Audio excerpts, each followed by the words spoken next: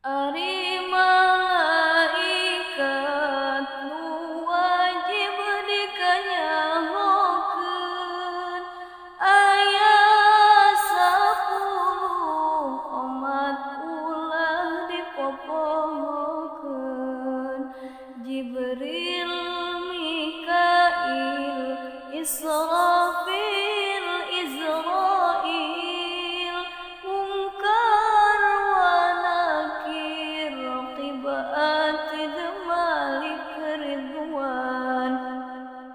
Jibril tugas nurunkeun wahyu ti Allah ka para rasul nu tos tentu.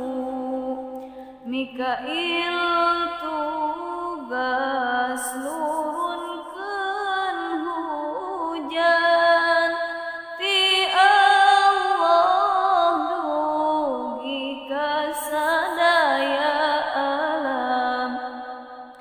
Israfil tugas niupan songsong engke jaga dina poe kiamah.